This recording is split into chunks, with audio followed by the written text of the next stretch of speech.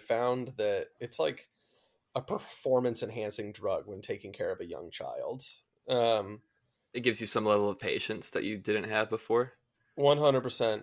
Um, Basically, I mean, I guess I'm under the like assuming if you're someone like you or me that has a high level of experience and expertise in Yeah. being high. Yeah, Uh, professionals. yeah, exactly. We're weed professionals. Like it's a great little juice to just kind of get a little pep in your step when you're.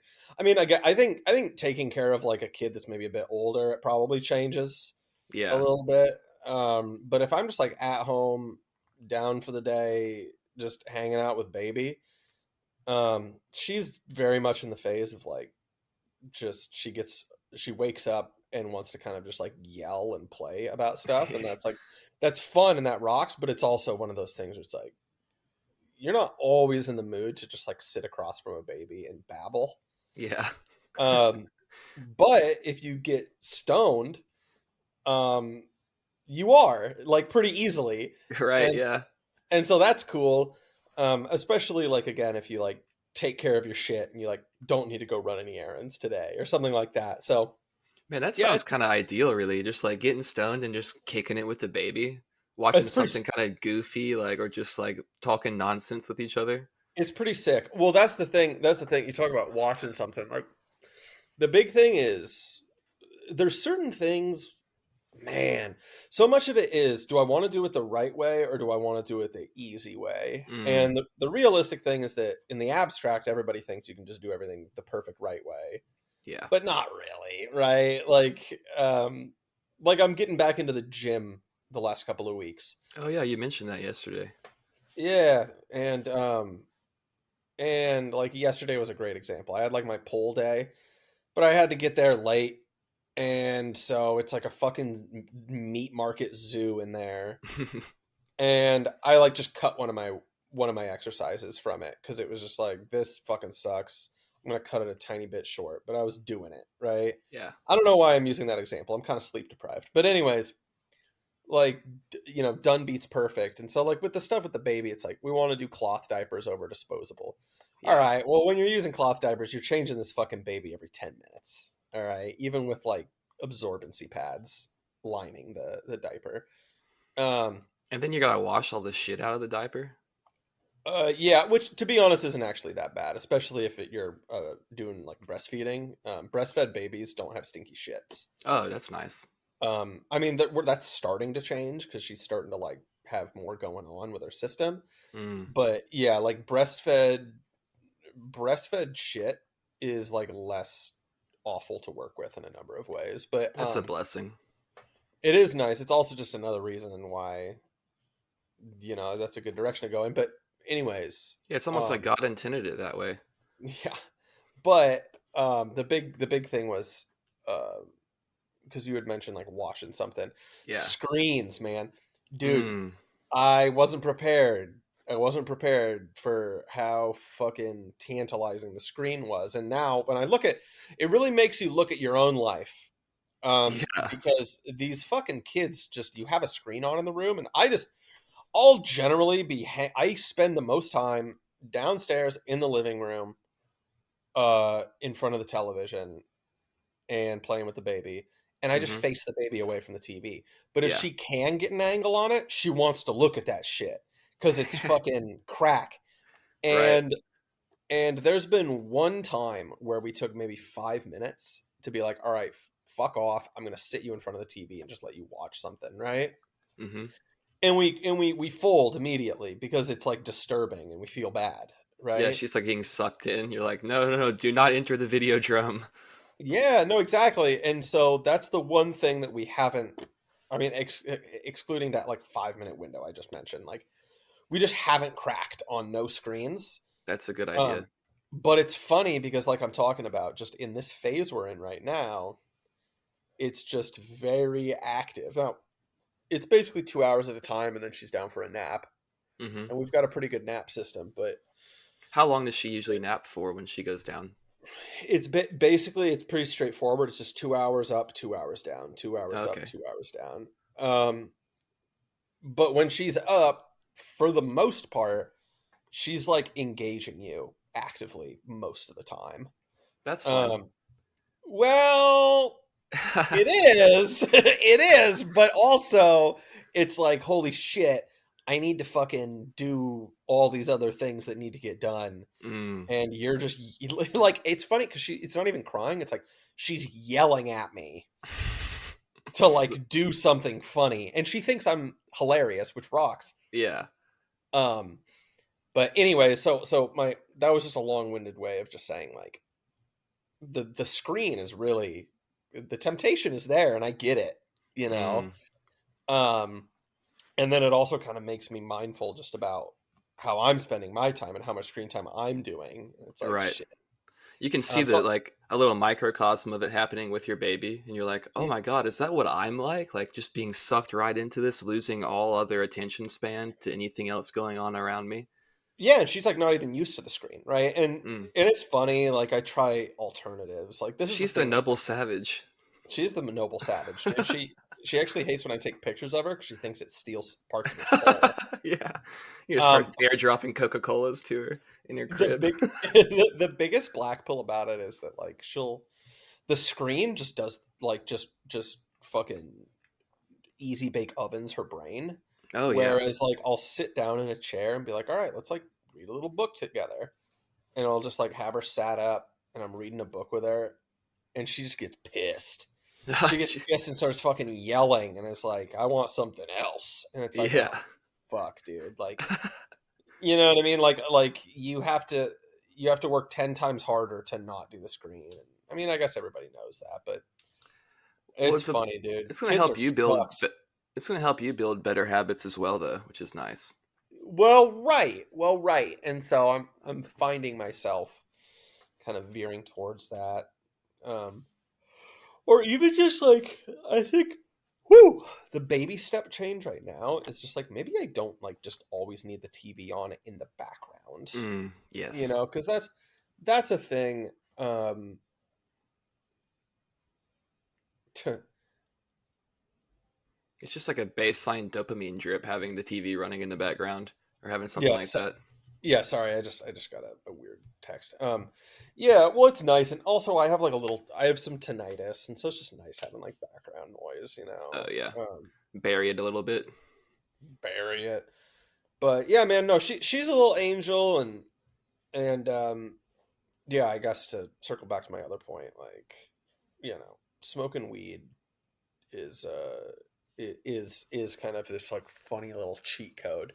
Definitely. Um, but I'm sure that'll probably change once she's like more of a toddler. But Yeah, well, it puts you more on her level, I feel like, right now. But oh then when no, it's like, no, exactly. Well, because that's the whole thing. It's like you like feel kind of bad because it's like, oh my gosh, like a baby is so profound. Like I'll enjoy just sitting here and staring at her all day and playing with her. And to be fair, to a large extent, to a surprising extent, that actually is kind of true. Um, but like with anything, right? Like sex is awesome. Sex is the best, right?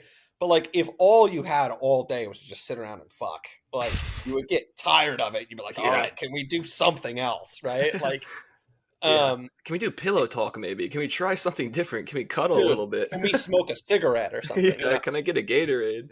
I need to rehydrate, dude. Give me a Yeah. yellow Gatorade. Um, like I'm sick or something. Fuck. yeah, no, 'cause I'm really hungover. I need that yellow gat. Um, but that was like a joke in like the house I used to live in with the boys was just like fucking dude hungover. Just buy like just like a huge bag full of yellow Gatorade. Yeah. Um, anyways, no, but you get fucking tired of it eventually. Mm. Um, and so yeah, like smoking a little weed is kind of a nice little reset of being like, no, actually, like you can just be a little baby brain retard and just play with this baby for a while, and it's pretty chill.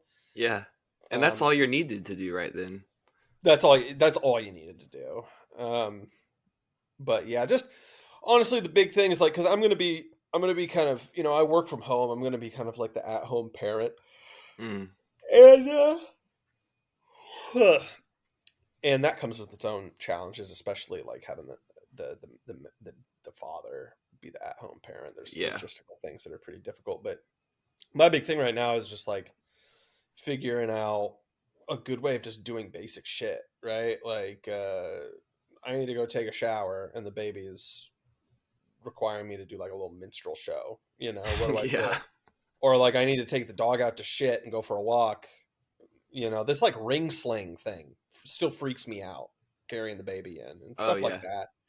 that. Um yeah, it's just little shit, just figuring out little shit. And I'm sure, to be honest, like with the wife going back to work here pretty soon, like I told you earlier, I think probably like one just intense boot camp week for me will basically probably be all I need. I mean, that's how it worked when the baby was first born. I remember like in the first week, we were just like freaking out and stumbling over the most basic retarded shit. And now Hmm. it's like, you don't even think about that. So, Yeah, you just gotta go straight into the fire, and then you figure it out as you go. It's like jumping into the deep end. exactly, dude, sink or swim is basically the best learning approach I can think of. Hmm. So, I think it's that way with a lot of things, and unfortunately, I think we're yeah. moving away from that as a society because people want to be kind of like handheld and walk through everything and not actually have to figure anything out on their own. Dude, I think about this a lot. Like, the our world is like babyfied in so many Yeah. ways, and then the shit that you should like a lot of the shit that is actually really important, that like needs emphasis, is weirdly complicated and opaque. Like Mm-hmm.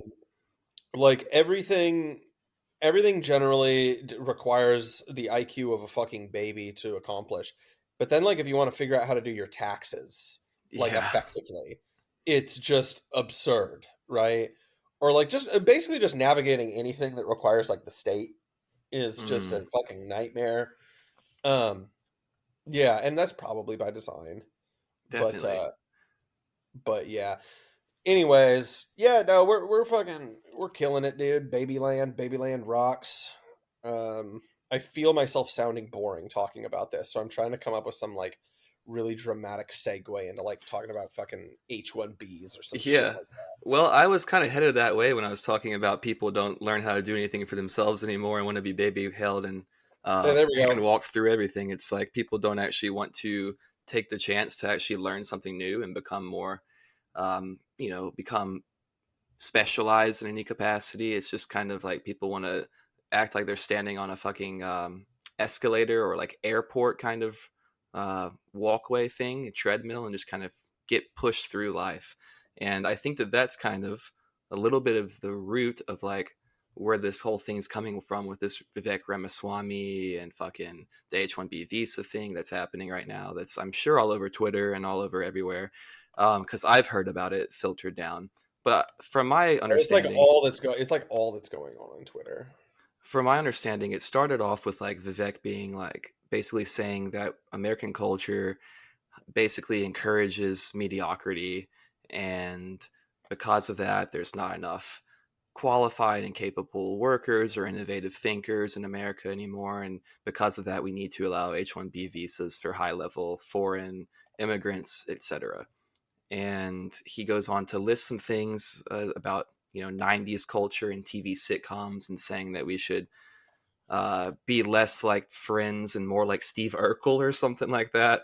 Um, and it's like a bunch of like really nerdy kind of tropes, but that's kind of I think the root of like what I have a lot of thoughts on the whole thing, but I think the root that I would agree with is that I do think American culture venerates some level of mediocrity, and it doesn't really the kind of system that we live in. I think it's Wait, repeat primary. what you just said. I couldn't make out I, what you just said. I Sorry. think American culture venerates a level of mediocrity, and Okay. so I think he's right about that.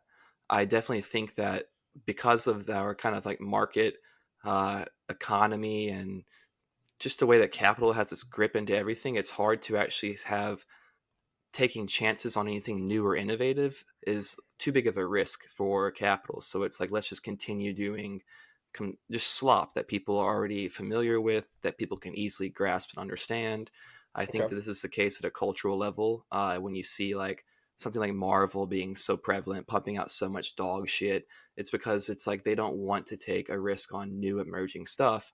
And I think that that's the case with kind of where we're at now. And I think that's a lot of the flattening out of the culture and everything. So I think there's something true and real to like just that little bit of what he's saying about American culture venerating and kind of encouraging a level of mediocrity and not producing exceptionalism like it used to. Yeah, I mean, I'm like, I'm gonna push back a little bit. Actually, Okay. I'm gonna be a little contrarian here. It's not that contrarian, but like, I have a hard. Here, let me kind of organize my thoughts here. Uh, I refuse to take any of that cultural critique from Vivek Well, of seriously, course. Yeah, yeah. even Yeah. slightly, because what's actually going on here, really, right? What's going on here, really, is that these are people acting in line with their material interests, Of right? And course. I know Yeah. that you get that, right? And I know you get that, but even then, right? Like the whole fucking Steve Urkel, I'm a dumb faggot who got turned Mm, away by girls in high school thing I is hate it. fucking embarrassing, and it's Mm, weak, right? And it's fucking resentful, and yes. it's fucking retarded. And the cultural diet that Americans, even, okay, I will interface with the cultural thing, right? The cultural diet that's put in front of Americans isn't one that they fucking chose, right? Right. Of It's one course. that want to make them these fucking losers, like we're Mm, talking about, and fucking whatever. Like that doesn't even matter, right? Like the reality is, and this is what a lot of people have been pointing out. Um, I talk to normies I know, like fucking shit lib family members I have that are super neo libbed up, that constantly say this dumbass shit about like diversity is a fuel for innovation and great ideas mm, and yada yada, right? Which again, like they're like that's they're talking about a completely different thing, right? yeah. And it's the same bullshit that he's dressing up here, Hmm. right? But he's dressing it up in a little bit more of like a right-wing coded social Darwinist way Yes. of like we don't, stop being a indulgent Yeah. asshole and be a little bit more like Steve Urkel, or I don't fucking know, Apu from The Simpsons is always working. And like it's fucking embarrassing. I mean, this gets to like the Patrick. I don't know if you saw this, but the Patrick Bet David stuff. Do you know uh who that guy is, by the way? I do know PBD. Yeah, yeah.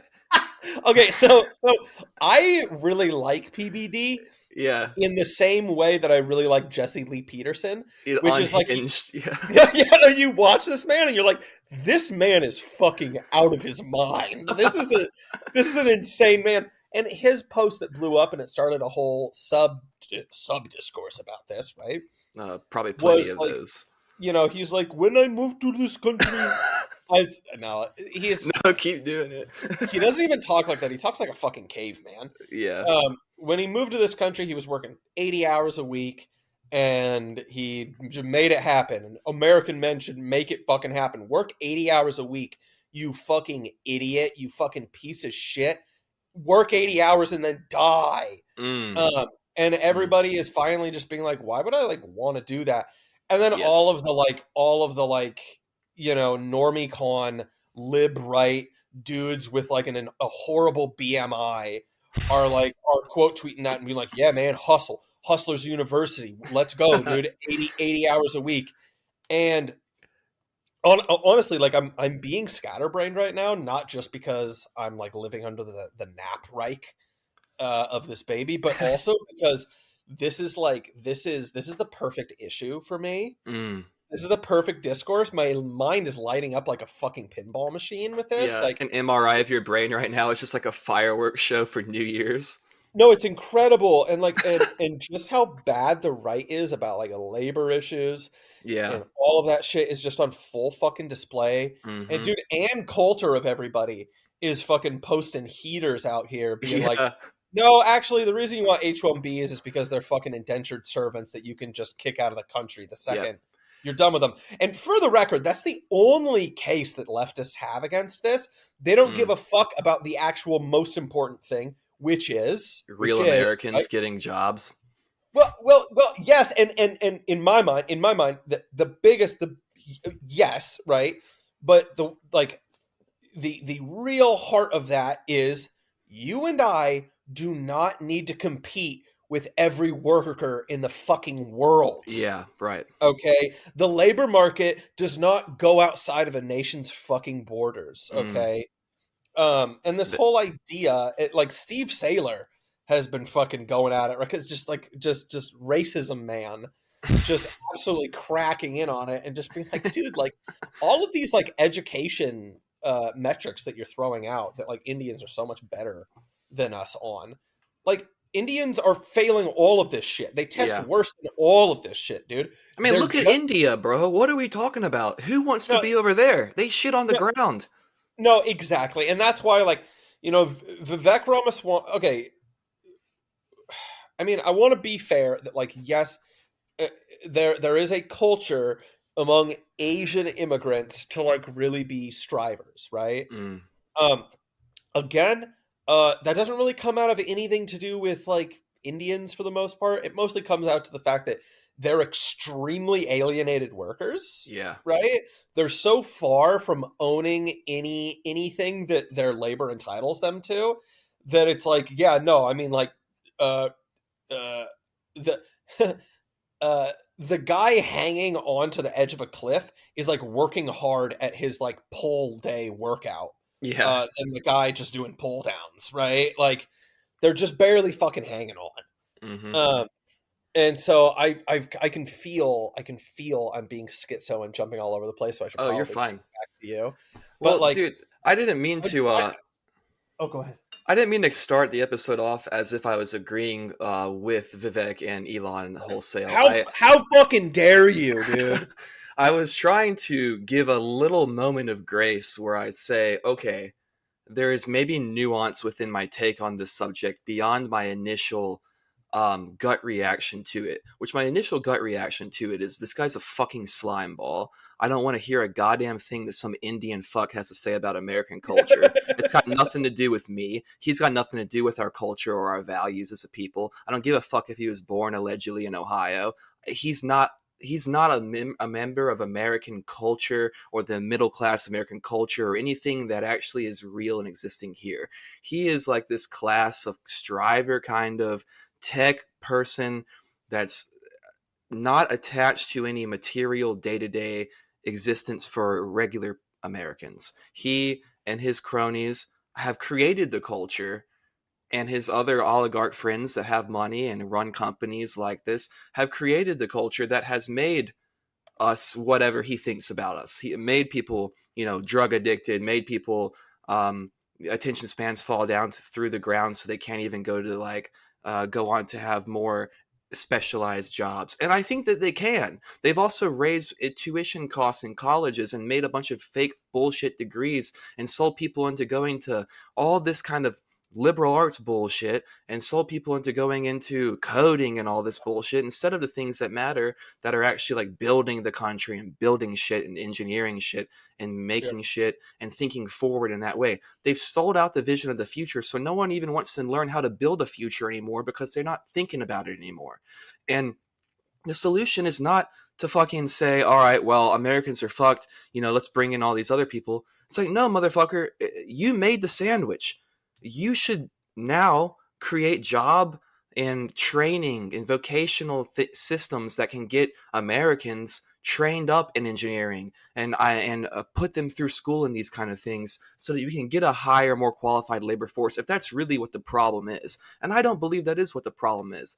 I do think that there's I do think we're reaching we're kind of heading towards an incompetency crisis in general, because I think that we're offloading our thinking into these computers and AIs and shit like that, and everything is getting stripped down to like more generalized work instead of specialized working. And by and large, I do think that we're kind of heading into a situation where people are in roles that they're not really qualified for in that thing. And I do worry about that at a societal level. But I don't worry about it so much that I think the solution is to just get a bunch of Chinese over here, because that's retarded, and I don't want that in like basically sells out the people that I care about. It sells out my culture. It sells out my country. It sells out everything that this movement was fundamentally kind of tied to, like MAGA, Make America Great Again, America First, and everything like that. I mean, obviously. And so to me, this is very interesting. I mean, I'm also kind of like you and getting scatterbrained and schizo about it. But to me, this is a perfect Dude, holiday issue. hangover. Right. To me, it's a perfect issue for what we've been talking about, which is the infighting and the contradictions within the Trump coalition that does exist already. This kind of right coalition that's been put together is filled with all these different interests. And I think that some of the biggest players, these tech people, Vivek Ramaswamy, Elon Musk, I think that they are very much so not in line with the rest of the coalition. How do you square something like a multinationalist entrepreneur with like an American nationalist paleo conservative? How do you square those two things together? They don't make sense. And to me, it was an issue from the beginning. And I don't think that that Elon ever was like, "Oh, I'm really about American excellence and all this." And I don't think No, of course I not. think neither of them are. Obviously, they're about their bottom line. They're about the bottom line of the people that they know in their class and their material interests, and they're about making sure that they read the vibe. They said, okay, I mean, I don't know about Vivek Ramaswamy. That dude I've never really liked. He's fucking slimy. He's weird. He's a little dork, dude. And then Elon Musk is also a Little cringy fucking freak. Gaylord, dude. And Elon Musk is a fucking immigrant too. He's like, and here's the thing, whatever. He wants to go to space. He wants to innovate shit, and I guess that's kind of cool and attractive for like if you want to make America a powerhouse again, you want to kind of be in line with that in some capacity. But you got to make him kiss the ring if you're trying to really do the things that are speaking to your base. And I think that he read the field of what's happening because Elon was before supporting Democrats and stuff, and he was donating to people who were going to give him grants and going to give him government contracts.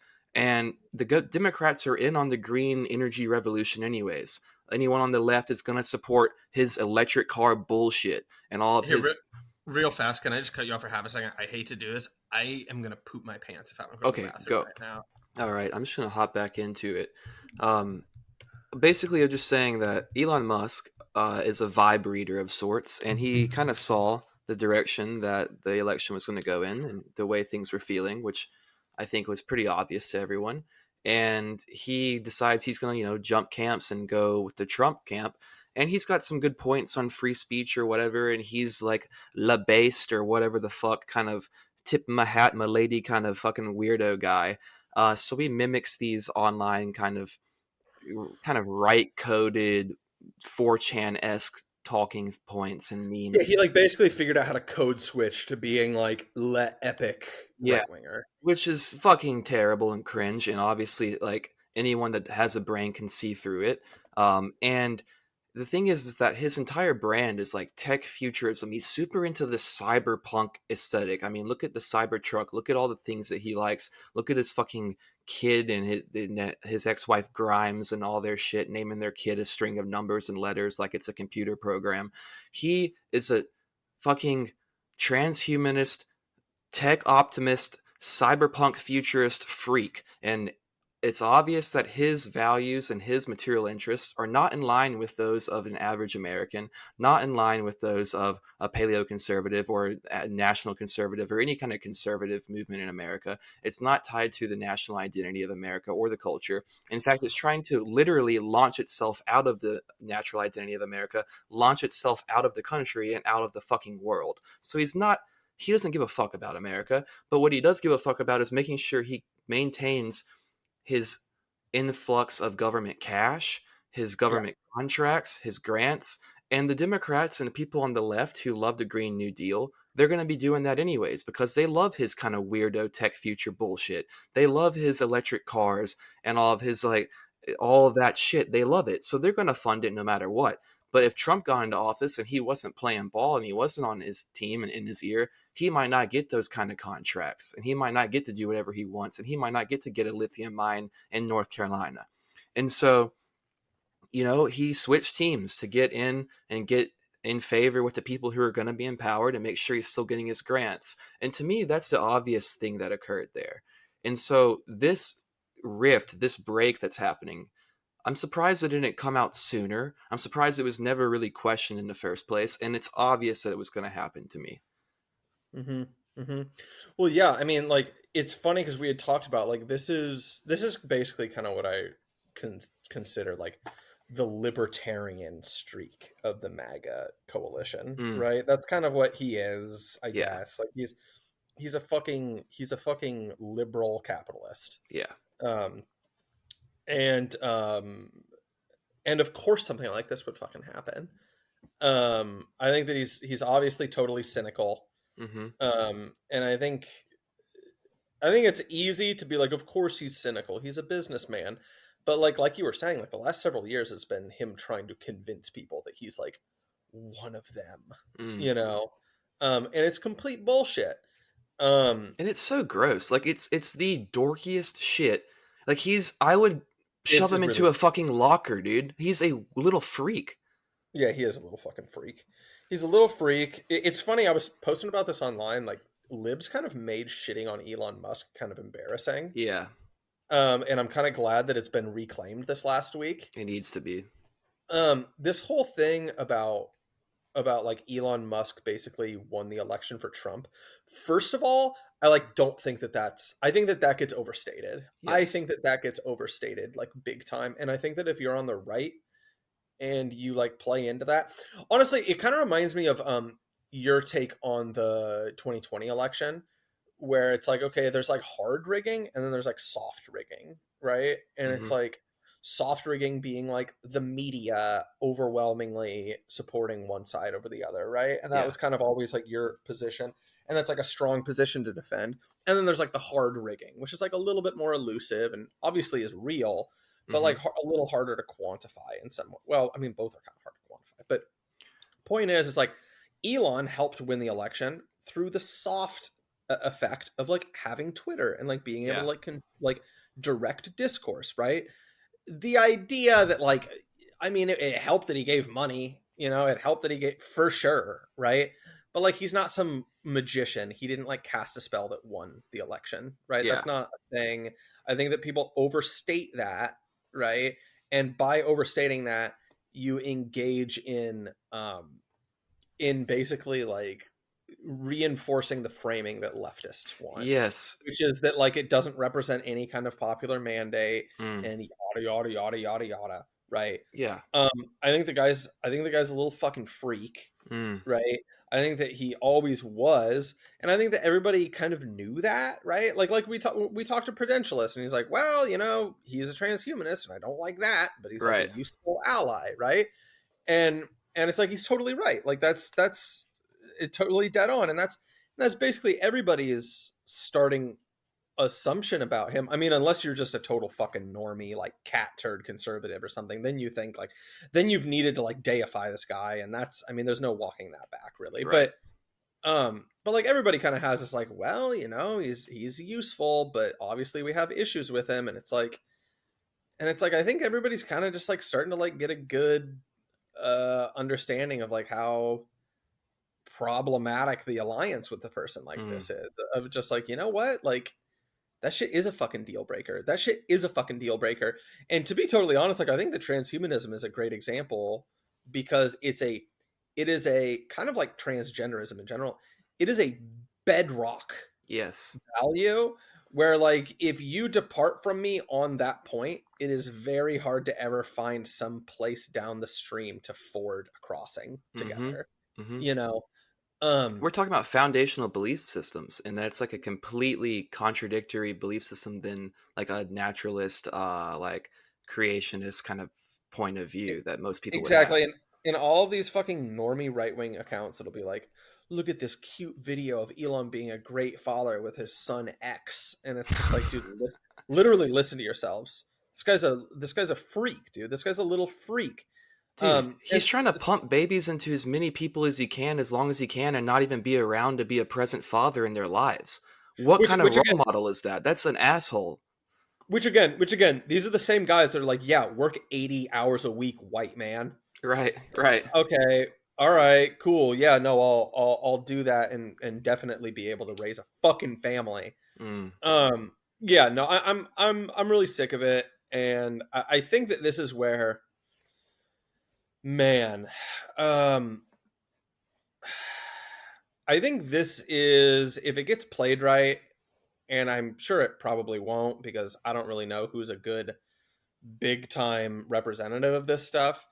But this is like the moment where I think nationalism in like the modern political economy makes its most well articulated and clear and common sense pitch for itself. Mm. Um, by just letting it all kind of speak for itself. I mean, one of the big things is like this shit war online has kind of just been like had this jujitsu like quality to it of just like uh, the people arguing with Musk kind of just like letting him use his own body weight to throw himself down on the mat, you Yeah, know, yeah. by like just these fucking technocrat libertarian retards are just accidentally like revealing to people just pages and pages of like H1B visas for like janitors Yeah. and like fucking like store clerks and stuff like Mm-hmm. that. Like this mythology that it's for the absolute best in class is just like objectively wrong. And also, if Um, it was for the best in class, fuck that, dude. I want Americans to be best in class. I don't want yes, to import best in class. yes. I want us to raise them and train them and educate them to where we are producing the best in class. And if we're not, then let's change something and make that happen. What Well, the that was fuck the else is the vision? no, that was the other thing is someone being like, okay, well, like if we're not the best in class, can we get like training and schooling? And Yeah. he's like, if you need schooling, then you're too far gone. No. And it's just like, dude, The, dude. these are the people who fucking tore down. Okay, here's the thing. I don't like colleges. I think that by and large, most college degrees are pretty useless. And I think that like this kind of notion of going into that instead of trades and stuff was like a big detriment to our society and our productive capabilities. But at the same time, these are people who tore down the prestige of college and the pursuit of getting everyone to go and be a bug man and code and do all this extra shit. And so like they've created this situation in many ways for themselves, and then they're turning around and saying, well, the only solution to fix this fire that I started is to import fucking Chinese water.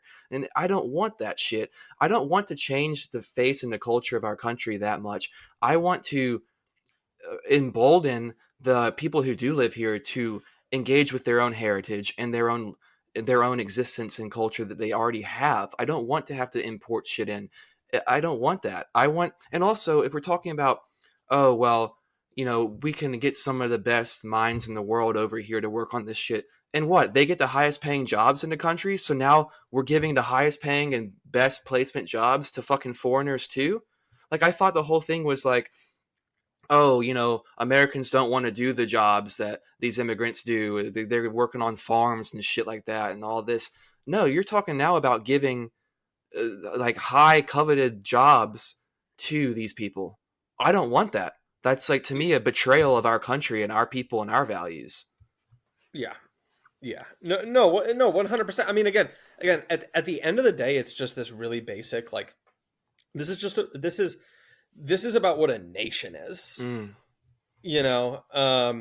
And even, dude, even on the left, right? Like, all of the great communist leaders of the 20th century led nationalistic movements, yeah, dude. right? I mean, Stalin was a nationalist, right? Mm. Um, so sorry, this is my tired parent brain here now. Yeah, it's just do you understand the nature of the nation state or not? And this, I guess, this kind of comes around to like what we've been talking about for years, right? Which is like, Biden kind of represented an international capitalist class, Yeah. and Trump kind of represented a national capitalist class, Mm-hmm. right? And especially with just a lot of like the stated intentions of this next administration, um, the idea that you would just have these fucking retards come out and just get so vicious about defending what is probably the single worst issue they could have possibly positioned themselves to defend For real, dude. It's the is cornerstone of the wild. campaign was immigration. Yeah, and like I think, man, I mean, how do I even put this? Like this whole thing about like Elon Musk is dumb, right? It's like Elon Musk is obviously not dumb, Right. right? Because in raw intelligence, as far as raw intelligence goes, like, yeah, he's accomplished plenty, and yes, he's a capitalist, so he's accomplished things through the proxy of other people. Right. But Primarily. he clearly has some level of competence, we're gonna Yeah. say, He's right? got moxie. But in a much more real way, and again, all this stuff has been poisoned by libs, but in a much more real way, the way that like high IQ people can be, Elon Musk is a fucking retard. He's a Yeah. fucking idiot in that like he's just going online and just immolating himself. Like he's Mm. losing this battle, by the way. Mm. I think he just what was it? He just changed his name on Twitter to like Kekimus Maximus. What? Um which yeah, no, it's like it gets back to that thing you were talking about of just this really vapid cultural signaling. He's Mm. making like Kekistan jokes in What the 2020. fuck? It's the last day of 2024, and it's like this guy is fucking pathetic. And now people are talking about there's this account that he's replying, like, that people are saying is just a ghost account for him, Oh, I that bet. he's like replying to his own posts being like, "You're such an amazing father, Elon. We're so lucky to have you." And like and then what he's doing is he's like, "That's not me. You're retarded if you think that's me." But also, if it was me, like, don't leftists want self-love? And it's Oh my only god, the right dude. kinds of self-love fucking being hypocrites at their finest, right? And it's just like, dude, like, This is where the issue for me of like pinning stuff on quote unquote the problem being leftists and like what I mean, it's that it allows like for this kind of rhetoric where you can weaponize yeah, this rhetoric and then it like obfuscates what your material interests are and what you're doing yourself. It's like, oh well, the problem is actually the leftists and their crazy ideas. And yeah, I agree that left cultural like progress in their kind of capacity is a fucking nightmare. And I agree that most like people that operate on the left in America are retarded and have been hastening our decline in a big way.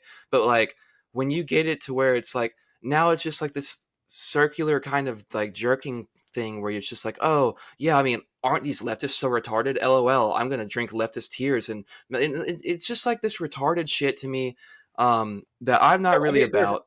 it's really telling. It's really telling and relevant that like he is completely just taking an L and losing this fight.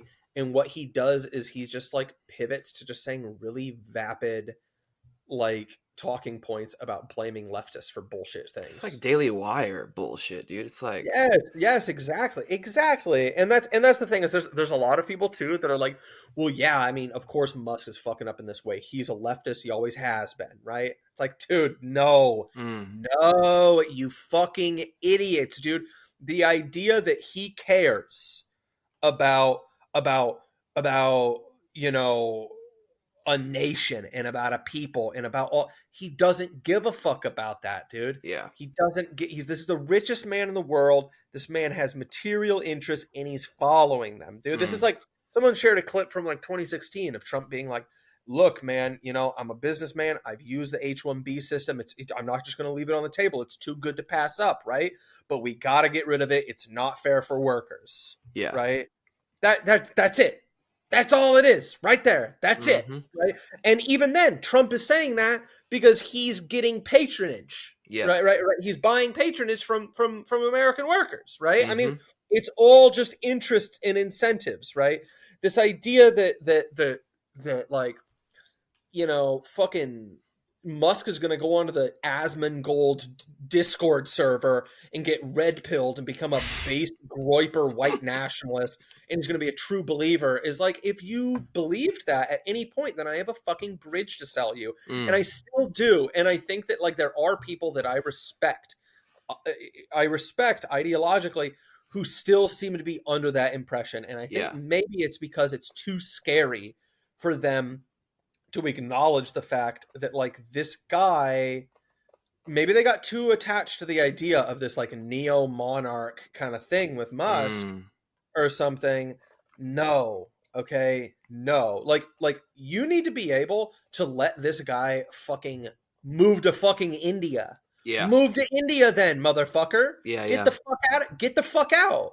Get the fuck out of here. You know, you need to be able to say that, right? I mean, I remember this was one that actually really challenged me quite a bit. But there was a post a couple years ago that was like, I think it was Keith Woods or like one of his fucking schizo Nazi friends being like a lot of people are willing to take a lower quality of life materially to have fucking meaning and control over the fucking culture and community they're living in. Yeah. You know, and we see that with the tariff talk and with the immigration talk and things like that. And just this whole the GDP tards. Yeah. Green line needs to go up. I don't understand how you track the narrative of, well, I guess I do. How you track the narrative of what the fucking campaign and election represented, and then turn around and do this thing and make appeals to fucking, we need the best and brightest and the innovation and GDP number go up. Like how do you look at all the promises and all the things people signed on for and still think that? And I guess the answer is you think these people are fucking retards. They do. I guess to a certain extent, there's a little bit of truth to that, right? There is a little bit of truth to that. Because there are a lot of fucking Ian Miles Chongs of the world. Holy on the fuck. right. I forgot about that guy. And there are a lot of fucking cat turd conservative. I don't know what cat turd is saying about this, right? I don't know what that fucking retard's saying. But yeah, like normie cons like my fucking mom or something, I guess. I don't know. Maybe are kind of like torn on this. Because they still on the left, and I prefer this, like on the left, like, well, I don't know. I don't have one preference for the other, but what I'll just say is like, you know, on the left you have class identity, on the right you have national identity, right? And then the fucking demonic center is fucking capitalist mythology. Yeah. Right? And like, which way are you going to fucking go? Which way are you going to fucking go? And this is kind of a I think fork in the road point. They have to be paired together. I fully fundamentally agree that you can't have one of those without the other. I think that the national identity of a country is dependent upon the cultural health and well-being of the constituents of that country. And the way that you can provide the best cultural and like economic mobility and well-being at a community level day to day for your individuals is to have a more just, like as far as economic society. You can have more mobility, more freedom to raise a family, more opportunities and shit like that. That is like what makes a strong country. And I think that you have to have, I think that being like completely against the national identity, like many leftists that are like anti-patriotism, anti-America, I think that's an unhealthy thing. But I think that too much nationalism towards the idea of empire, but away from American citizens and the citizenry, I think that's equally as unhealthy. I think it needs to be paired together in some capacity. Yeah, well, 100%, 100%. And well, I mean, that's the Nosball moment. Right. And you need to, at a certain point, and the leftists get this, they just don't actually like understand how to like direct it in a real way that doesn't just result in like, you know, saying fuck you to dad for the rest of their lives. but like you need to understand that like that market mythology and those that rule by market fucking computer forces, right? is mutually exclusive from the class identity, right? And you're starting to see that with the national. I mean, and I'm not even necessarily just, and for right wingers listening to this, getting mad. Like, I'm not even necessarily saying that you can't have a market based economy. I think you can't. I think you need to not have that, right? But like, you know, it's not completely mutually exclusive. but this capitalist mythos that is wound up with liberalism and Western individual liberalism and all of that. It is the enemy of your national identity. Yeah, It fully. is, Yes. okay? Like the fucking gender goblin with blue hair means nothing. Like Mm, that person is a fucking foot soldier. mm. And realistically that person's a foot soldier of hyper individualistic market forces. They're a Okay? victim. They're a little fucking meat cyborg of capitalism. Yeah. Okay? Um and capitalism isn't just, Ayn Rand, Giga Chad guy. Yeah. It's not that at all. Okay, it's little fucking freaks like Yes. Elon Musk and Well, children named X and people that are totally deracinated, so deracinated that they name their kids fucking X and a series of fucking numbers, yeah. and they authentically don't understand the cognitive dissonance between the position they're taking on visa programs for workers and American exceptionalism and America succeeding. They don't understand what the Mm. fuck any of that means, right? And it's interesting because Mr. America's not an idea, America's a place and a people. JD Vance has not said shit, I was right? gonna say that, dude. He needs to fucking flex his weight a little bit if he can, if he gives a single fuck about it. But again, he comes from the fucking PayPal gang, boys. He's a little butt boy of Peter Thiel, so it's like, how much is he really gonna actually do that when it time to put the rubber to the road? Is he Dude, the really thing gonna is, do is that? this is the make or break moment, right? Because we like Vance, we do like him, I like what he's right? saying. Yeah, But like it's like this is kind of the whole moment mm, right here on this exact issue. absolutely. And he either does it or he doesn't. And I think it kind of needs to be decisive. Yeah. And I think that he's being silent.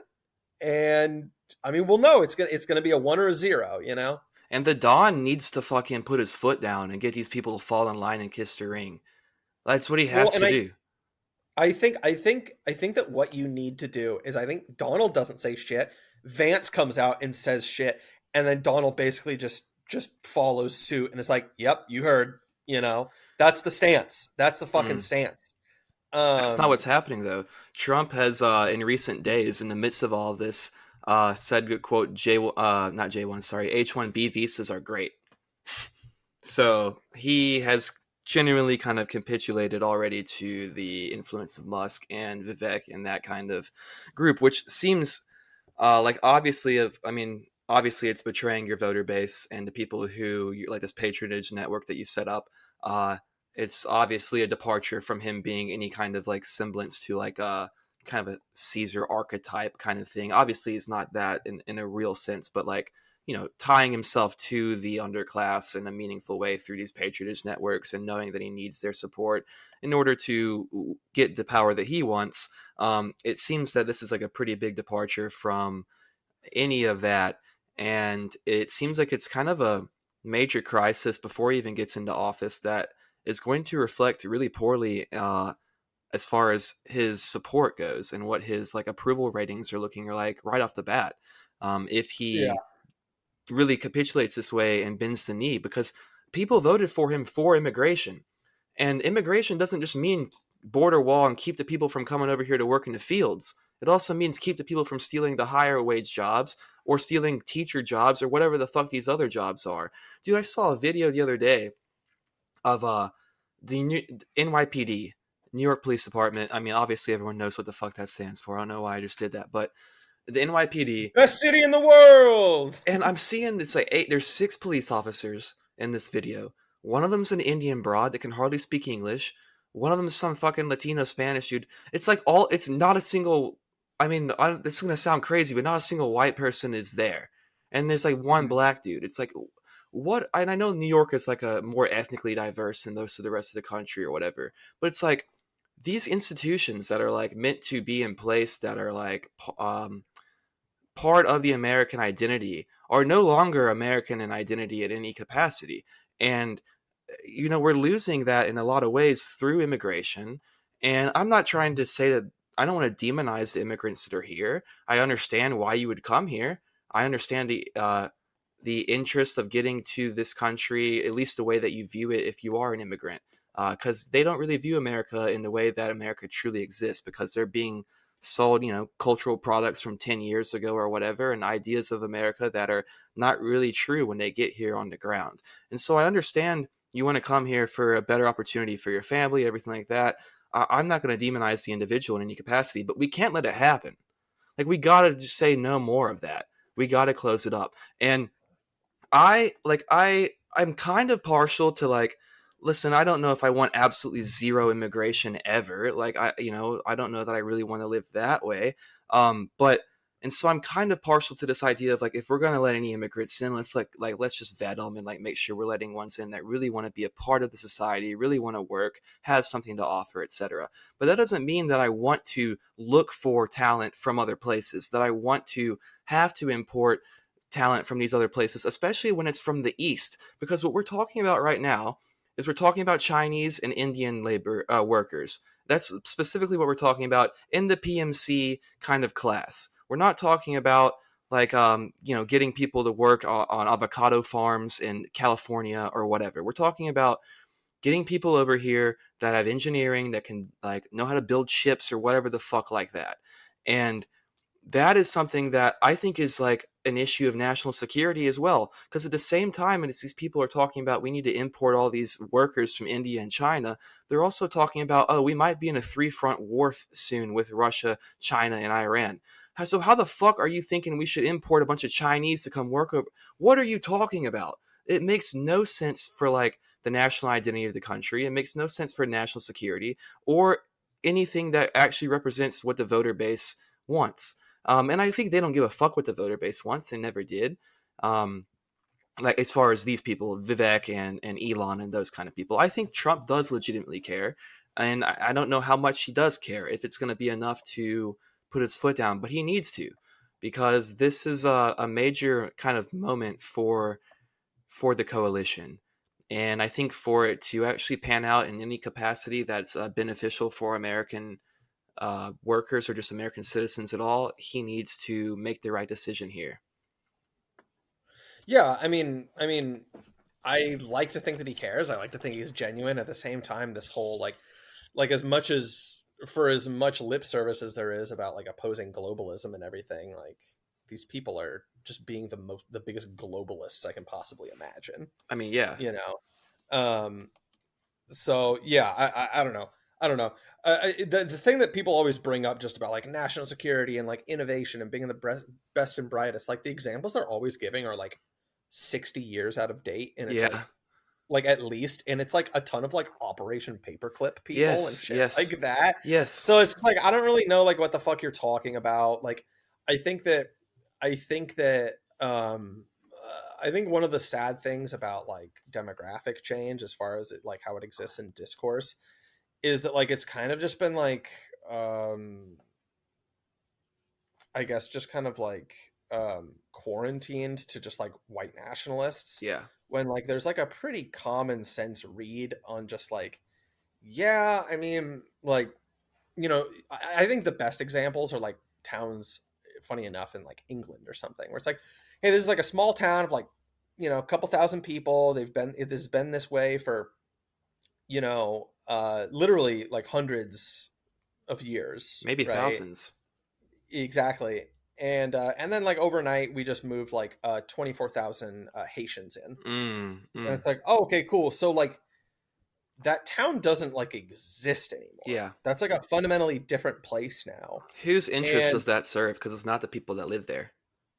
yeah, and like the thing is like um is that everybody knows that. Like Yeah. everybody knows what that is. And that doesn't need to be some crazy Nazi talking point or something. It's like really basic, right? I mean, Right. like normie libs and leftists like make kind of largely the same kind of points when they talk about gentrification a lot of the time, Yeah. right? Like Yeah. this place is no longer Mm. what we think it is. This is different now, and it was defined by a people, Mm. right? And And I think, go ahead. a big part of the culture here is just like, You're talking about how it's been kind of kept into like just like a bubble of white nationalists is like kind of the only way that it's like actually been able to be talked about, really, unfortunately, is that, I mean, there's a black people make up a huge amount of American like culture and population as well. They've been here from the beginning as well, you know, despite being here for different reasons. And they're losing out majorly to this immigration shit as well. It's not just a white national thing. That's not, for me at least, at all. Like it's a thing of national identity and not national prosperity. What does national prosperity look like? And that's what I think we need to talk about, because when you're like you're saying this American exceptionalism and innovative minds and the best and the brightest, you're saying how the examples they're talking about are straight out of Operation Paperclip. They're all like, what are they talking about as far as innovating and what do they want to make and do? It's all fucking government contract, military, fucking industrial bullshit. It's all transhumanist bullshit. It's all building American empire more than building American community and building American prosperity. So what does American prosperity look like, really? Is it when we have bases all over the world and we have, you know, this military kind of might and an empire that's spread across the country, or not the country, the globe, and we have some level of unipolarity? Is that what really American prosperity looks like? Because we've been living in that for a while, and it doesn't seem like it's been any good for anyone that lives here. Or does American prosperity actually look like caring about the communities that are within our borders, caring about strengthening the families, communities, cities, towns that live within our borders, educating them, giving the proper resources and opportunities? And when you're sending off resources to other parts of the world, when you're using the minds that we have here to build shit for the military or whatever the hell, and you're investing in that, and you're allowing these multinational companies that come out of America to offshore their money and not pay taxes and shit like that. What is that actually? That's not American prosperity. That is like some level of global multinationalist prosperity. That is perhaps American like empire in some capacity, but that is not congruent with the well-being and prosperity of day-to-day Americans. Yeah. Yeah, no, 100%. And again, it's just this idea of what's your concept of America, Right. right? Like, are we an economic zone, like Oren talks about a lot, right? Are we an economic zone, or is it like actually something to this, right? And just to like get, you know, on like maybe a little bit more of like a cultural aspect of this too.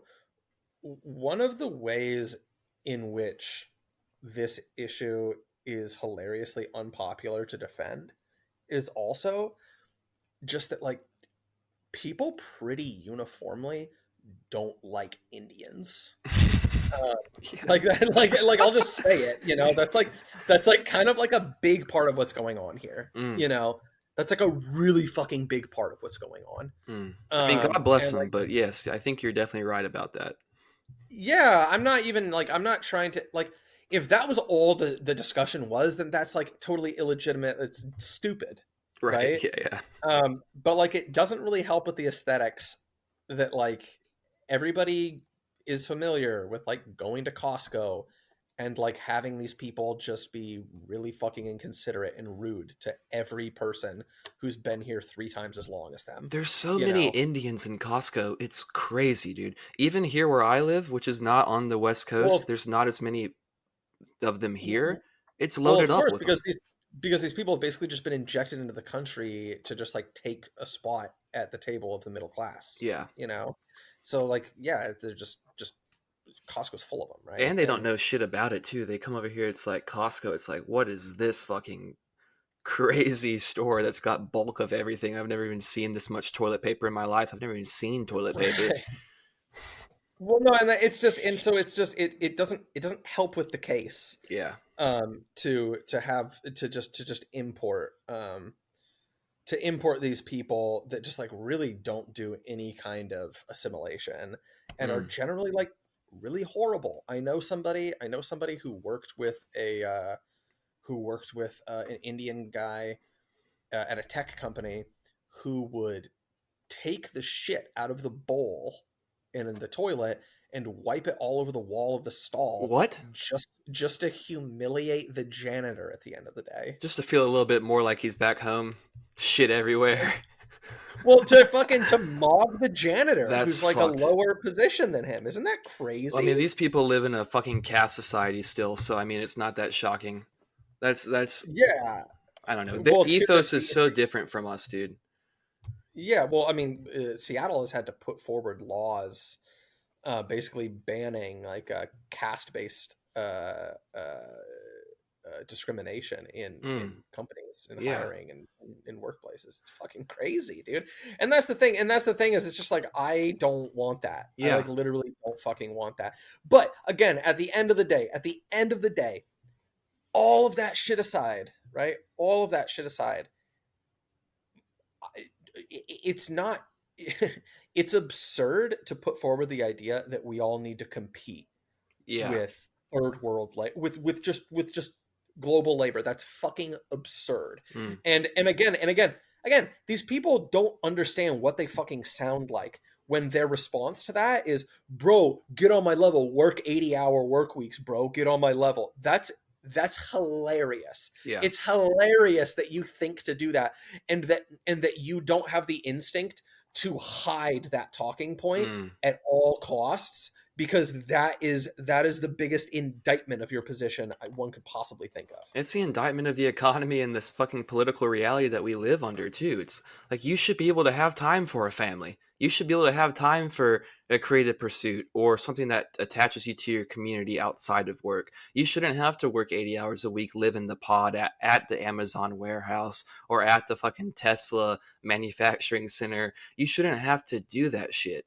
That's not like the hallmark of a prosperous nation.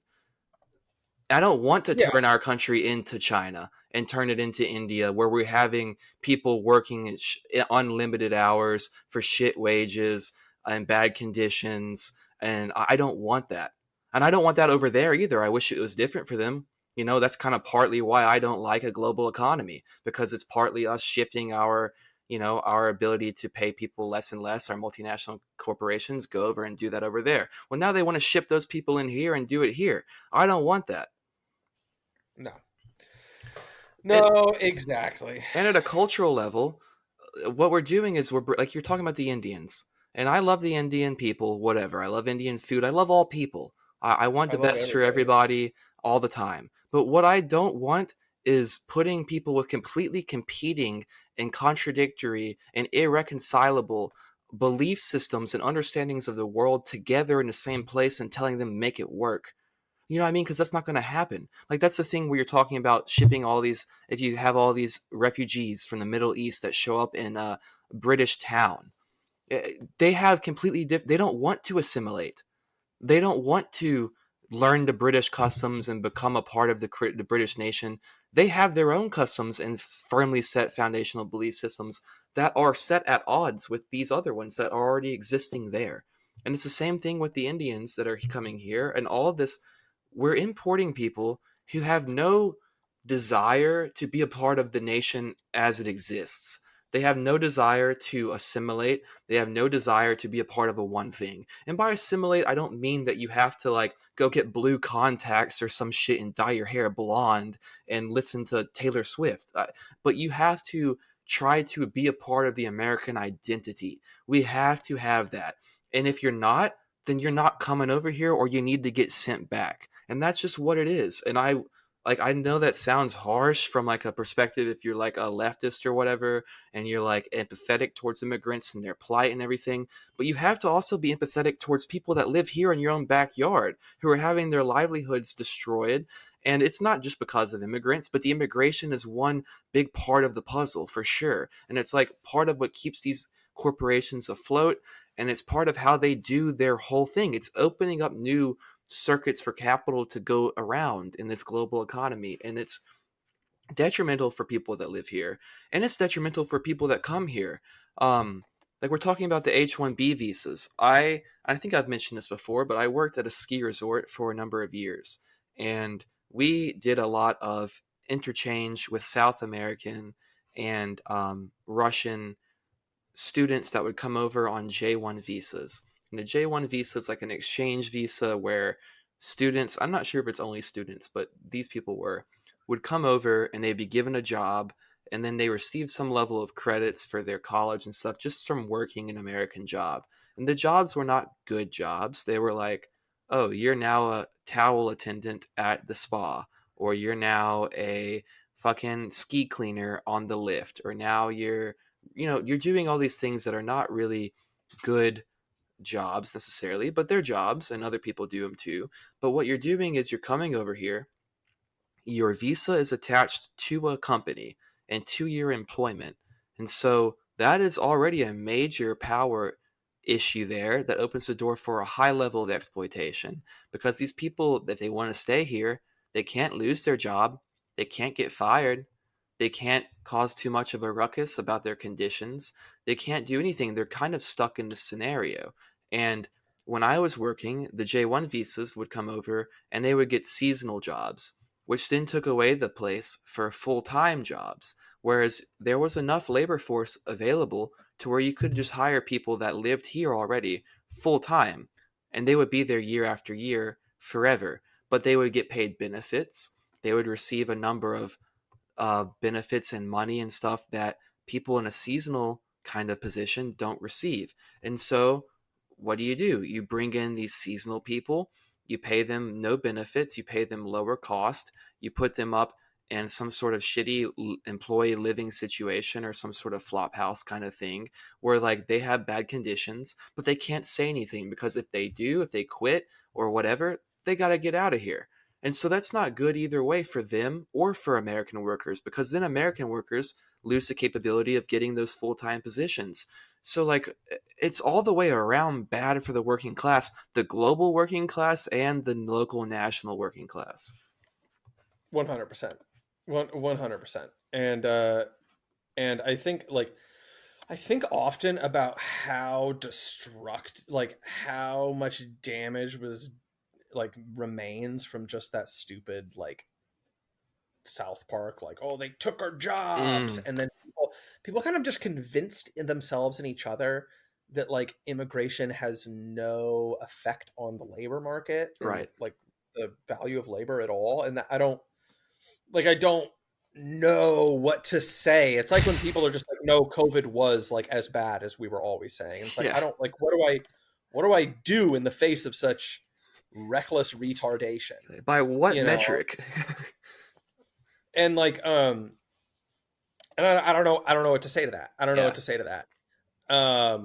I think that it's become really obvious, and I think it's kind of affected everybody at this point.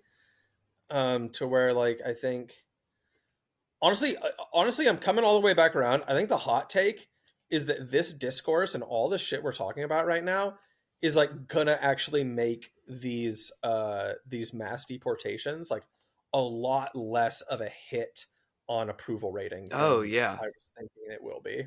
And that's the thing is I realized that like a couple of weeks ago that this whole overemphasis on like immigrant crime, which is like not the right way of thinking about this stuff. Of course not. Is actually just a way of basically creating some kind of like thin mattress topper cushion for like the big toll that the deportations are going to have on approval, right? Yeah, and it's sensationalizing and kind of demagoguery. You get people riled up by it. It's something that's more visceral. Well, that's what I mean, Yeah. right? It's very low IQ dumb shit, right? And that's not how the issue should be viewed. And I think that stuff will end up being helpful. I think that the funny thing here is that I think we're like kind of discovering that like no, I think people actually just legitimately hate immigration for the value of labor on its own right. You know, like again, leftists are against H-1B. Mostly, the only reason they really say is because they don't like how like unethical it is for like these people that are like in an unsafe, precarious position. And for the record, that's also a legitimate critique, right? But the fact that they'll say that and never say the you know the more pro-labor point is kind of sad. I'm happy to frame it that way for them so I can talk out my mouth on both sides a little bit, you know, if I need to. Yeah, it's like let's play ball. Classic leftoid code switching. Yeah. Necessary. But anyways, No, I think that the thing we're learning is that I think that the deportations are in the tightening down on immigration is going to be a lot more popular than we thought it was. Yeah. I mean, I think it just needs to happen from a labor perspective, also from a cultural perspective. I actually saw like RN put out an article recently that was about there's a big terrorist attack at a Christmas market in Europe, where this dude, just like an immigrant dude, drove a bus through like a bunch of, or a truck through a bunch of people at a Christmas market, injured like 200 people, all this. And it's his whole thing was like, this should end the debate that like immigration is just not good ultimately, especially when you're bringing people in that have irreconcilable cultural differences and foundational beliefs and everything like that. Um, and I think there's just more and more fuel to that fire right now. And here's the thing: like I said before, I don't like it to be like to demonize, whatever. I don't like that it's kind of ugly to talk about. And when you talk about it in the way that it's like immigrant crime and stuff, that is what opens the door for more vitriol towards these individuals and everything. That's like not having the class perspective on it is a dangerous kind of way to go about it, because you're not actually dealing with the issue that as it's really existing and affecting people day to day. You're kind of creating these, like you're saying, these other kind of more sensational, kind of like a cushion thing on top, which is helpful. It can be, you know, um, a powerful rhetorical tool, but I think that it can kind of get you off base from the real material thing that's happening here. And this is kind of my problem with all of this kind of cultural signaling and talking points. When it's not tied to anything material, it makes it too easy to just ape talking points and kind of traffic in this realm where you can put yourself off as being a certain kind of guy. Like Elon can put himself off as being like this kind of, base right winger kind of thing, because he uses these cultural talking points and he's aping all these different things.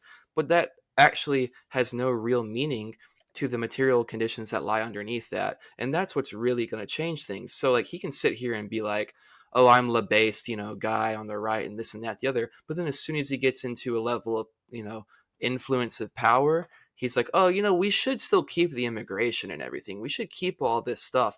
It's like, okay, well, so you were able to trick people with this like cultural talking points and stuff that weren't actually tied to anything material, because you didn't have to put your money where your mouth is at all. You can just kind of keep floating around in this realm that's not actually tied to the real levers that are going on underneath, the real base here. You can keep operating in this superstructure. And I think that the more that people get away from actually engaging with the base, and that's what I am wary about with this entire kind of coalition. It's like, I think I'm in it for the right reasons or whatever. I have an understanding of how it can tie into like the actual well-being of the working class, and I think that you need a kind of a nationalistic movement and stuff like that. But also, when you get too far away from actually tying it to the material well-being of people, you it can just kind of be a stand-in to disguise whatever underlying intentions that you actually do have. Yeah. Yeah, 100%. Well, I mean, that's always the risk with populism and Right. politics in general, too. Of just like, hello, fellow normal people. I've just got done hiding my scales and Yeah. lizard eyes, and Yeah. I'm interested in cracking open a cold beer. And it's like, no, Sweet baby you Rays.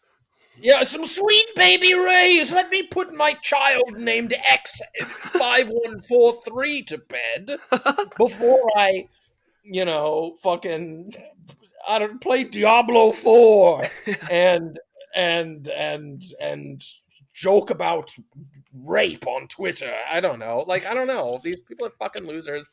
I'm I don't know. I feel like we should get onto a new topic now, just because like Yeah. because this one's probably like rung clean, but like I just want people to like get the message with Musk, which is just like, this guy is, this guy is okay. There was this community dive bar in Seattle where I used to live, um where there was this Middle Eastern guy from Dubai, um who would show up there and he was super fucking rich, and he was the fail son of some super fucking rich guy, Mm. right? And he would literally just show up and just buy everyone drinks and just scream and be like kind of weirdly gay the way Mm. that like a lot of like Middle Eastern dudes are. Mm. And he would just literally give you money. And and you would kind of just hang out with him even though he was kind of weird and kind of crazy, because like you would just drink for free the entire night and he would Right. just give you cigarettes and he would just like, you know, and he would walk around like kissing people. Mm. And Nah, and pause, dude. Elon Musk is basically that guy, right? We're Definitely. like, yeah, no, word, dude, whatever you're saying. Haha, yeah, that's a funny meme you just posted that like my dad posted also. Yeah. Anyways, I'll take some more money now, Yeah. and like just put him in the corner there. He Yeah. always should have been at that point. He always should have been at that point. Mm-hmm. At Um, some point, you got to say, "Hey, man, yeah, we're going home, and like you're not coming with us. Like you're yeah, staying here." yeah, we're going back to the crib and gonna have some drinks. You're not in. Don't tell him that. Yeah. Don't tell him Yeah. that. Yeah. Yeah. Yeah, they need to do that with Elon. They need to do it with Vivek. It's the two people that have any real tie to multinational industry that's like actually a part of the campaign in a meaningful way, and they immediately come out and show their true colors. It's not very surprising. It is tied to their material interest. But I do think it was a meaningful thing. Like I think it goes, and this is kind of a cynical thing on my behalf, but it kind of goes in line with some of the things we've been talking about recently, and I think it was kind of a good opportunity for us to kind of dig into that and kind of like state our positions as we exist within this coalition. Because I kind of feel like I'm kind of on the sidelines with this coalition. I voted for Trump and Vance and all that, and I've been vocally supportive and everything. But at the same time, I have major differences where I depart from a lot of the people within that camp. And I think that this was a good opportunity to kind of say, hey, this is where they are. This is a big part of it for me, is that influence of that global economic kind of multinationalist, just hyper capitalist kind of influence, which is for sure my main concern that I was worried about the entire time. It's like these people are just going to be like waiting in the shadows of this in order to kind of strip whatever meat off of the bone they can whenever they get influence and power. Um, so it is disheartening to see. I hope that maybe Trump can come to his senses, or JD Vance can throw his weight around a little bit if he actually has any interest in doing that. But if not, it's kind of sad, and it's probably a bit of a symbol of what's to come, unfortunately, if he doesn't put his foot down, if he doesn't have a strong stance on this. And then I guess I will eat crow in some capacity and be kind of frustrated. um, but either way, I think that ultimately it kind of came down to, with the election, it's like people like Trump and the MAGA campaign, it's like people who are trying to formulate some vision of a future and some vision of a national identity and everything. And so that's like what I supported. I didn't support this like hyper capitalist libertarian kind of strain that was within that coalition. And I hope that it can kind of fall to the wayside, even though I don't know that it will.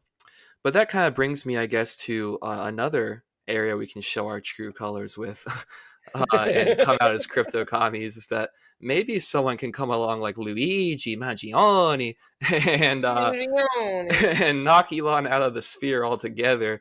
Not saying that I do want that to happen or that I think it would make a meaningful difference, but that is something there.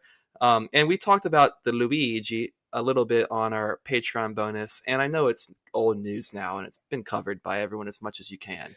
But It's ongoing though. yeah, and I don't think that we were quite done with it when we did have our discussion when we were doing the Patreon bonus.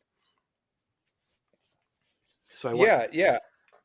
Go I ahead, just sir. said I wanted to just reopen that door, and get your thoughts on it, flesh them out maybe for our free stream listeners, and then we can kind of dig Yeah. into that a bit.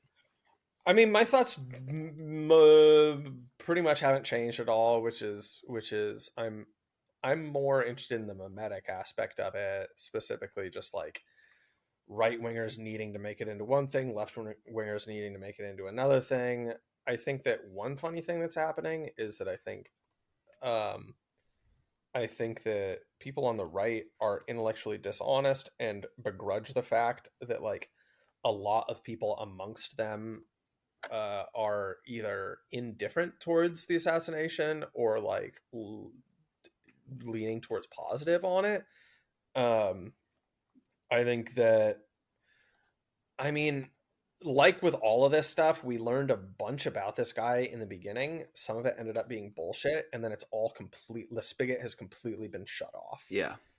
I like don't I I don't think that Luigi himself is like a psyop or anything like that. I do think that now the psyops have begun as of a couple weeks ago, and like the perp walk stuff and all of that, I think is a dumb psyop and it's Yeah. whatever. I think that like as we've learned more about Luigi, like yeah, he has left wing positions. He also has like weird reactionary positions. Um, he kind of just seems like, to be totally honest, he kind of just seems uninteresting. Yeah. He might have just been fucking crazy. Yeah. He might have genuinely just been crazy. And like that is I guess a bummer, I guess. I don't know. I feel like I go ahead. that's kind of the clear takeaway, is that he is just kind of someone who was generally mentally unstable, terminally online, and was going through a kind of unstable, traumatic kind of period of his life, and let himself go down into certain types of thinking and rabbit holes that led to this ultimate act that, while I don't like healthcare CEOs and I hate the healthcare system in America and I think it should be changed, and I think that there should be, some level of everyone has health care and we provide a level of safety and assurance to all of our citizenry. Um, I also don't think that this is like the proper way to really go about it. And I think that it's kind of obviously the work of someone who's a little bit off of his rocker. And it seems that that's kind of the obvious thing here. Yeah. Yeah, well, exactly. And so I don't know. I mean, I like I said previously, like I think that it's I think that mob justice is just kind of like a function of like the organism or machine that is society. Yeah. And so when you have people that are engaging in antisocial behaviors, like what the entire medical industry and insurance industry is built upon, and nothing ever fucking happens, and there's never any correction to that. It's like pissing in the wind Yeah. and then being surprised you're getting wet. You know what I mean? Like, of course, right? And at a certain point too, there is something encouraging about that, Mm-hmm. right? That happens, right? Now, again, though, and this is where like using like administering force and violence always comes with, in my opinion, like this like obligation, where you need to still balance that with the kind of seemingly contradicting idea that like every death is a tragedy, and like this stuff is bad, Yeah. right? Like murder is intrinsically bad and evil. Mm. And so there is a tension between those two things, and I'm sure that a lot of people really don't like my take on the idea that like these two ideas can engage simultaneously. They have to. But it is true, and that's one of the mimetic things that I don't like about the leftist take on it, is that the thing is that they just oppose all of that so viciously that like I don't even really believe them when they say that they're celebrating this um as like a symbolic victory. I think they mostly just celebrate it because it's ugly. Death and And destruction. yeah, they just like Yeah. ugliness. And so I don't know. I also mimetically, um I like get um here, hold on one sec. Let me pause really fast. The baby's crying. Okay. And she's like been crying, and I'm just wondering like where my wife Yeah, is. go Hold check on her. Yeah, no, and can I should I start going? Yeah, you're good. Okay. Yeah, no, just this whole thing of like, bro, Jimmy Kimmel is making jokes about Luigi being cool Yeah. and all of that, right? And like just SNL and shit like that. And there is something to like, you know, like I think making jokes about Ted Kaczynski and like reading his shit is like cool and fun. But it's the kind of thing where like when that becomes mainstream and like SNL is making jokes about like industrial society and its consequences, Yeah. that's like sicko shit. Yeah. And I don't like that. And I don't want like this reminds me of like my mom became like way more online right wing in the last few years, right? And she's like, oh, she's so based now, right? And the thing is that like actually when my mom says really like dissident right sounding stuff, it like is like disgusting. It Yeah. like actually is revolting to me. Because the thing is, first of all, is like that's not even the important thing. The important thing is that she has a workable understanding of like the political climate, Yeah. right? And like political economy. And she doesn't, right? She just has an understanding of like these cultural signals of like Yes. being based and not based. And like that's literally the worst takeaway you could have. And you don't want like I want my mom to be quaint and a normie. I don't want my mom, and she isn't this extreme or anything, but like I don't want my mom talking about the Jewish question. You know Yeah. what I Yeah. mean? That's fucked up and weird. And I don't want normies to be totally living in oblivion like they have been. I also like don't want normies being like, fuck yeah, dude, assassinations, Right. let's go. That the normies are never supposed to be doing that. The normies aren't supposed to, like definitionally the normies aren't supposed to scare the hoes. Mm-hmm. The normies are the hoes. Um so yeah. Yeah, it's kind of like a, to me, when I see something like that, it's the indication of a very sick society, which, obviously we live in a very sick society. We live in a society that has improper values, priorities that are in the wrong place, and literally making people sick in the pursuit of profit. And so obviously we do live in a sick society, but when you see people that are celebrating this so strongly, and you see it from people of all classes, like you're talking about Jimmy Kimmel and stuff in SNL, it is like, it's a couple of things to me. It is unnerving in like an uncanny valley kind of way where you're like, oh, this isn't real.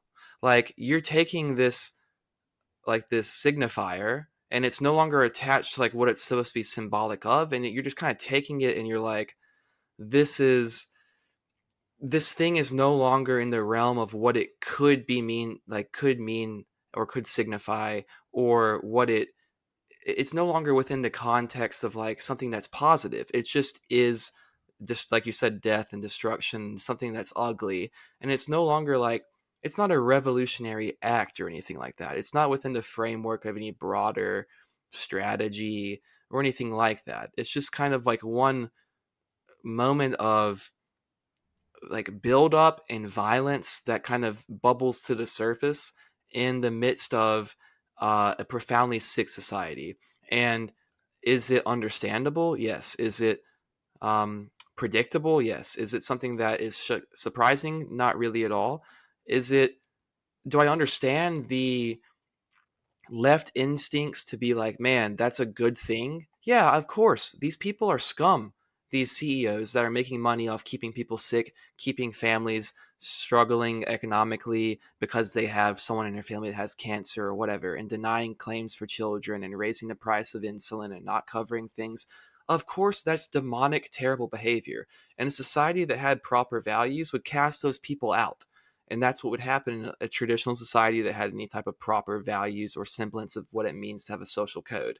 But we don't have that anymore. And so, like, when this does happen, you can't really view it within the context of that. Like, you can't view it as like, oh, this is like some great thing that's like we're realigning in some meaningful way. You can say that it is a mechanism, like you said, an unconscious mechanism maybe of a sick society kind of trying to, like a fever, where it's like a fever is not good, but it's the body trying to kind of do something to combat what's going on within it. You could say that that's like what this is springing up, and I'll give you that, but it doesn't mean that it's good. Like it's going to lead to something bad. A high grade fever is not a good thing for the body. And so that's kind of my take on it. I um, I don't want to see these people killed. I would like to see them put into re-education camps and forced to do hard labor. And I would like to see their lives change drastically and them no longer have any kind of meaningful grasp of power or influence, and probably kept that way and repressed for generations so that it doesn't spring itself back up.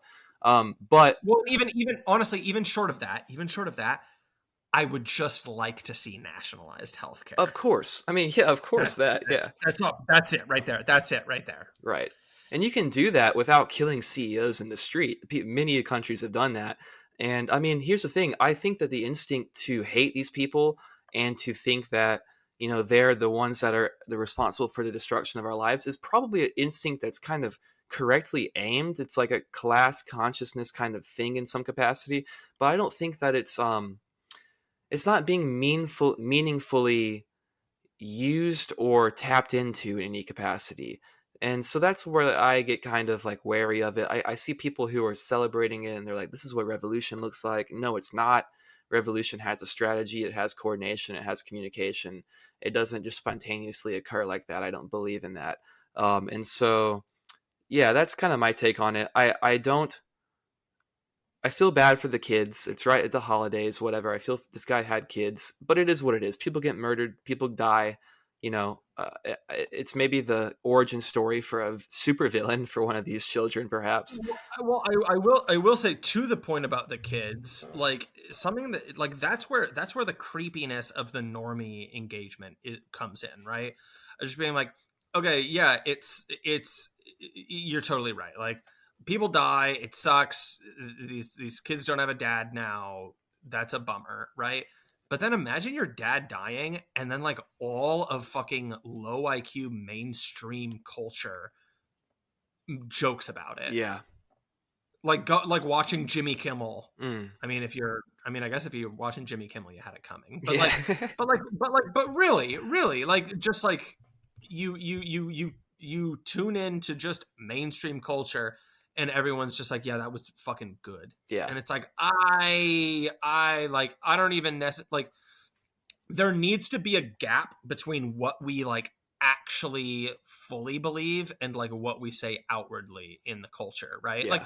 Like I think, like hot take, I think one of the good examples of that has been, generally, I think it's kind of gone a little far, but like we all kind of have this value of like, well, we prioritize nurture over nature, Mm-hmm. right? And like we talk about it in polite society in that way, because the idea that we would be like going around talking with everybody and like fucking going on late night shows and talking about IQ differences between ethnicities, even though that's real, is like really not cozy and like fucked up and kind of, even in a way, it's like even just rude. Like Yeah. it's fucked up and like that's not proper. Yeah. Right? I'm like, manners are important. Yeah. And I know that probably sounds deranged when I'm talking about race-based IQ differences and fucking murdering a CEO, but it is just like, people need to have a little bit of fucking shame and like a sense of decorum. You know what I mean? Manners are part of a social code. It's part of what like ties a society together. It's part of the fabric that it's a shared language of gestures and things that you can expect from one another that help to maintain some level of civility. And I'm not going to be someone who's like, we need to bring decorum back into politics or whatever, because that's gay, right? I don't like that. That was like the big takeaway of these never Trumpers that hated Trump and everything. So I'm not really saying that, but a society that's completely bereft of any sense of common courtesy or of shared manners or etiquette is a society that is rapidly declining. And that is a pretty clear case to me. You look at somewhere that has a high sense of social cohesion, like these Asian countries and stuff like that. They have a very strict set of kind of cultural manners or cultural etiquette that they maintain amongst people. And then they have low crime, they have high trust, they have all these things. That's part of it. And I know a lot of it is that they have the same ethnicity and they have the same identity and everything like that. But it can be done, and it's a meaningful part of maintaining a social code, is having those kind of things. And I think that we are in a culture that has obviously not prioritized that. I mean, even look at like the way people raise their kids. It's people don't raise their kids to say like yes ma'am, no ma'am, or whatever. Like that's like a very southern thing, and maybe that isn't that important, but it is something that shows some level of a delineation of power, an understanding of different roles of hierarchy, a respect within that, and things like that. And manners kind of help build a sense of mutual respect within a society. I've always been big on the manners thing. I've always just been a well-mannered kid too, so I guess that's probably my part of my thing, is that it was kind of beat into me pretty significantly. Not physically beat into me, but it was a very big part of my upbringing, was like making sure that you have manners and are polite and are outwardly accepting of other people. Yeah, well, and I always grew up in an area. One of the things I learned kind of growing up, I always remember this. Um, I remember having a conversation with somebody who kind of like the whole thing culturally in Seattle is that there's out of towners and then there's people that are from here, and the people that are from here, ironically, are like maybe a little bit more, a little less left wing Oh, yeah, that than makes the people that sense. move here. People move there Yeah, for that. exactly. And I remember talking to a buddy's wife, and she was talking about like how manners, like she like worked with like autistic kids or something, and Mm. she talked about how like manners are just like a like they just lock these kids out, and they like don't like provide they don't like provide anything actually like useful. Um, and you don't need to have manners. Like you can just that's not necessary, right? It's like it just eludes certain people, and like whatever, who cares? And I remember like thinking about that because it was like so like obviously here. Hold on, my dog is being a fucking asshole. Get out of here. Uh, I'm watching my wife just try to wrangle him out of the room. Thank you. Um, and I remember like thinking that was just so wrong sounding. Yeah. Here, I'm unwrapping a burrito. Ooh. And Well, especially for kids that have issues with socializing, giving manners, building manners in helps provide a common language that can help it, to engage people with people around them. well, no, exactly, and that was exactly the point I was going to make. Is that it's just like it's like a democratized, standardized form of like social values that like people just like have a clear script they can look at and be like, this is what I'm supposed to do, and like this helps me connect because like otherwise this kind of eludes me. And just like looking at manners as something to like transcend and like outgrow and become free of is just such a dumb fucking way of looking at things, and that's the way that leftists look at that stuff. That's the way they think of everything. Yeah. uh mm, It's like creating Burrito. creating the rule based around the exceptions, and it's like, okay, well there's some kids that can't do manners or whatever, so we should just do away with manners, and then no one can do them, and then everyone's just this autistic retard. And it's like, maybe if you actually tried to instill, like, you can teach a kid with autism manners, and then it helps them have a better way of navigating through life, because autistic Right. kids aren't retarded. They just like have a different way of engaging with social cues and the people around them. And if you can provide them a good handbook for it, like manners can provide, like I think that's part of why we have more autistic people and more socially adverse people and all of these like loners and all this antisocial kind of attitude in society, is because we are losing a common language and common framework to engage with one another on. So when you walk into a place, you no longer have like manners provide a script for engaging with the people you meet in your day-to-day life and opening the door. Hey, how are you? This and that. Boom. The conversation's had. You know what's going on. You're in. It's not like you walk up, you stare blankly at somebody until someone's just like, what do you do? What are you doing here? You know what I mean? Right. There's a level of like of a script that you can follow, which is helpful for people in many ways. Mm-hmm. And that's where like sorry, I was getting mighty hungry. Oh, you're fine. I'm hungry too. I'm probably gonna need to eat when we finish up. Yeah, no, that's where like don't go to a fucking party and act like it's normal to like go around and be like, yeah, dude, hell yeah, killing Brian Thompson, right? Like that, like there's it's like it is autistic brain Yeah. to be like oh well, like we all see the benefit of that, and so there's some huge contradiction and it doesn't make any sense why I should, not be able to just outwardly express that in all social open like gatherings and things like that. And you fundamentally just don't understand. Yeah. You just fundamentally don't understand what's going on. And the fact that like again it's the like this is what happens with trans people, right? This is what happened with trans people, right? You're taking the fact that everyone's being silent as a tacit agreement with all the shit you're saying, Yeah. right? When in reality, what's happening is that no one wants to hurt your feelings, but everyone thinks you're fucking crazy and retarded. Yeah. Right? And it's just like, it's like, no, like everyone kind of understands what you're saying about the assassination. It's just that people have the good sense to be quiet about it. Right. Yeah. And if they're gonna talk about it, like have a level of nuance where you can do like what you're saying and hold both of the concepts in your hand at the same time and be like, yeah, like death and murder is obviously not a good thing, and it's definitely sad for the children. But also at the same time, it's like this is a terrible thing that's going on with the medical system and blah blah blah. You gotta like if you're gonna even engage with it, which you don't even want to, it's like no one wants to talk about that. Let's talk about the hors d'oeuvres. Let's talk about the eggnog. Let's talk about what you know what I mean. Let's just talk about what's going on and not like these crazy things that like kind of bring a sense of ugliness and discord into a conversation. Yeah, that whole thing, I guess, is pretty much over now. I mean, he's arrested. Who knows what's gonna come out with it? I mean, they're gonna throw him in prison, Right. and people are gonna.